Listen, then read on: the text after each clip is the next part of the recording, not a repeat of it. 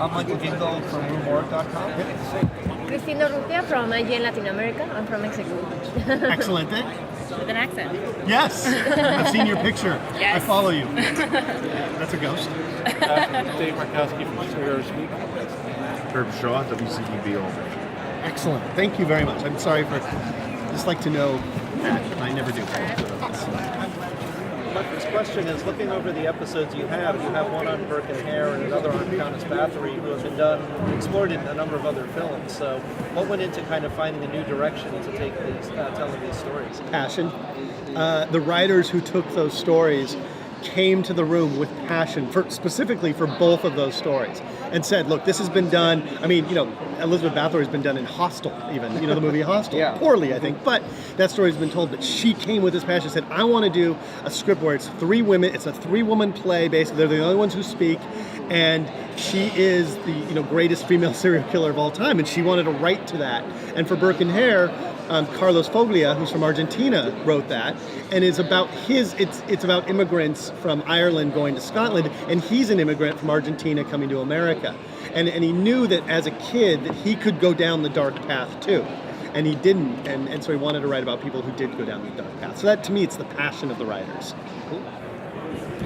You're changing the format a little, right? Because instead of having multiple stories every episode, we're focusing on one. Can you talk about the decision to make that? I mean, we do pay attention to what it is that the fans respond to, and it was clear that the feedback was that the podcast does an excellent job of fleshing out these other stories in the world of what's going on at the time, but that in this form, in a visual medium, they responded to the stories of the characters, and they did not want to depart from that central story.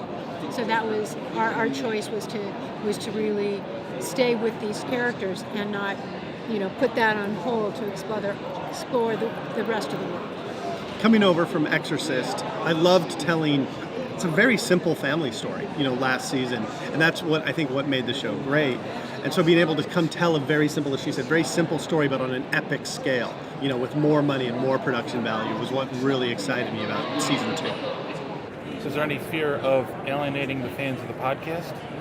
Well, you know what? The most important thing to us is that this was a direction that Aaron Mahnke wanted to explore, and if the creator of the podcast thinks that this should be a different medium, I mean, obviously I work with Robert Kirkman, and Robert Kirkman felt that that The Walking Dead was an opportunity for him to retell certain stories and to have characters that aren't in the comic book. It was very similar with the second season of Lore. I hope that the fans will watch and go, oh, this is like a Twilight Zone episode, and for more information, I'm now going to go listen to the podcast. Right. I hope it's sort of a reverse thing. I think that's one thing that Aaron... They inform each other. Yeah. They really do. Yeah. I kind of feel that's how people are with The Walking Dead as well. Yeah.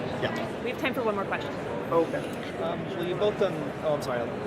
You have... Go ahead. You both have done serialized horror. What are the different demands of telling self-contained anthology stories? Well, I mean, from a production point of view, it's incredibly hard. Yeah, don't do it. Don't do it. From a production point of view. I mean, honestly, because these are different actors, they are different locations, they're different periods for costume and for set dressing, and it really, I have to say, is one of the hardest things I've ever done.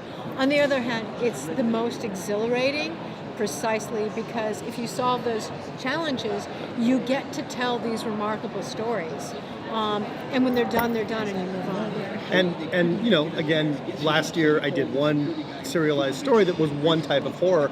I got to do 6 types of horror this year, which is great because I'm such a huge fan of it in all the different ways and means. So it was great to be able to do 6 totally different mini movies.